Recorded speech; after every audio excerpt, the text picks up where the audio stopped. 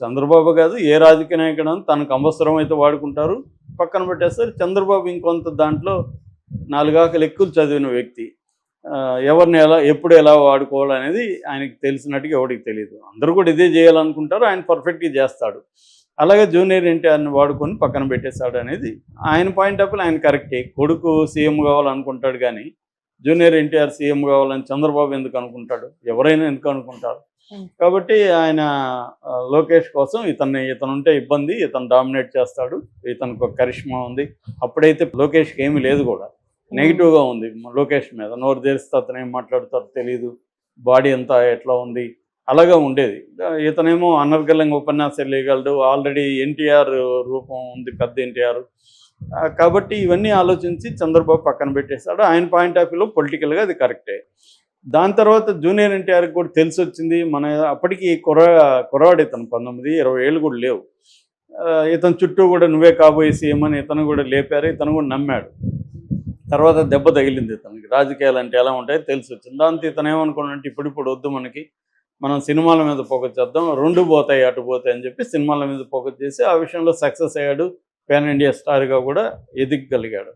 అయితే ఈ క్రమంలో అప్పుడప్పుడు చంద్రబాబు మళ్ళీ ట్రై చేస్తున్నాడు జూనియర్ ఎన్టీఆర్ని, అవసరమైనప్పుడు ట్రై చేస్తున్నాడు కొద్దిగా అట్లా లాగదామని.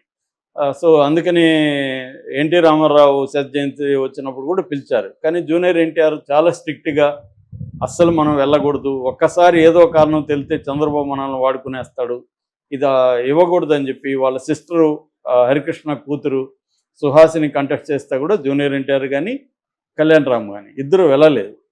అక్కడి నుంచి స్ట్రిక్ట్గా ఉంటున్నారు వాళ్ళు, ఎక్కడికి వెళ్ళలేదు. చివరికి చంద్రబాబుని అరెస్ట్ చేస్తే ఒక మోరల్ గ్రౌండ్ నుంచి కూడా జూనియర్ ఎన్టీఆర్ ఖండించకపోతే పోయాడు. కనీసం ఆ పెద్ద ఆయన్ని ఇబ్బందులు పెడుతున్నారనో, లేకపోతే ఆయన్ని పరామర్శించడం ఒక కుటుంబంలో సభ్యుడిగా ఏదీ లేదు, ఒక ట్వీట్ లేదు, ఏదీ లేదు. సో దాంతో తెలుగుదేశం వాళ్ళంతా సీరియస్గా జూనియర్ ఎన్టీఆర్కి యాంటీగా మారడం, దీన్ని ఉపయోగించుకొని వైసీపీ జూనియర్ ఎన్టీఆర్ని ఉపయోగించుకోవడం జరిగింది. సో ఇది జూనియర్ ఎన్టీఆర్, తెలుగుదేశం, వైసీపీలో వైఖరులు. ఇక్కడ బీజేపీకి కూడా లాంగ్ టర్మ్ ప్లాన్ ఉంది. ప్రతి పొలిటికల్ పార్టీకి short term and long term, దీన్నే స్ట్రాటజీ అండ్ టాక్టిక్స్ అంటారు. లాంగ్ టర్మ్ ఉంటే స్ట్రాటజీ, షార్ట్ టర్మ్ ఉంటే టాక్టిక్స్ అంటారు. ఇది మిలిటరీ భాష నుంచి వచ్చింది. సో అలాగా బీజేపీకి స్ట్రాటజీ ఏంటంటే, ఆంధ్రప్రదేశ్లో చాలా బలహీనంగా ఉంది. సౌత్ ఇండియాలో కేరళ తర్వాత ఆంధ్రప్రదేశ్లో బలహీనంగా ఉంది.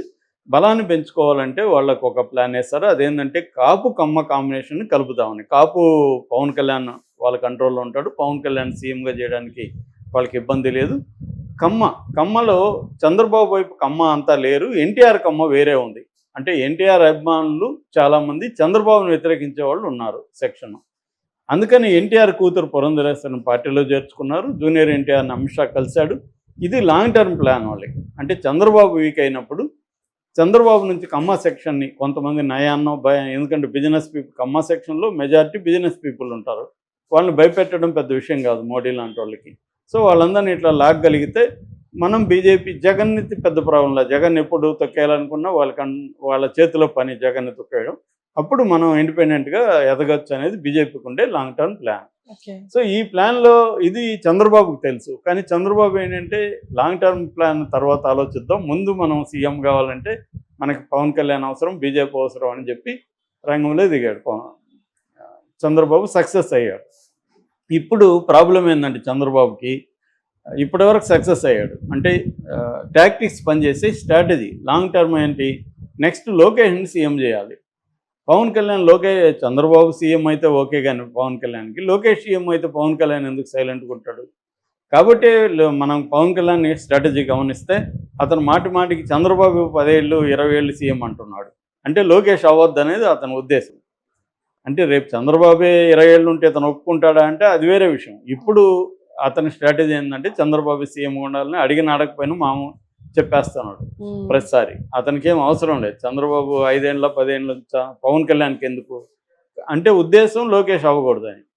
పవన్ కళ్యాణ్ టార్గెట్ లోకేష్ని బ్రేక్ చేస్తే జగన్ని మనం చూసుకోవచ్చు అనేది, ఎందుకంటే మోడీ అండ ఉంటుంది కదా అనేది పవన్ కళ్యాణ్కి ఉండే ప్లాన్. సో ఇప్పుడు తెలుగుదేశం ఏం ఆలోచిస్తుంది, పవన్ కళ్యాణ్ని ఎలా కంట్రోల్ చేయాలనేది తెలుగుదేశం ముందున్న కర్తవ్యం.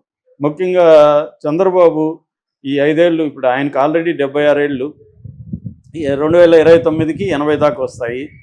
అప్పటికి ఆయన ఎంతో కొంత వీక్ అయితే అవుతాడు. ఇంకొక 5 ఏళ్ళు యాక్టివ్గా ఉంటాడు అనుకుందాం. 85 వరకు ఉంటాడు. ఆ తర్వాత ఆయన లోకేష్ని సీఎం చేయకపోతే లోకేష్ కూడా ముసలోడు అయిపోతాడుగా. సో లోకేష్ని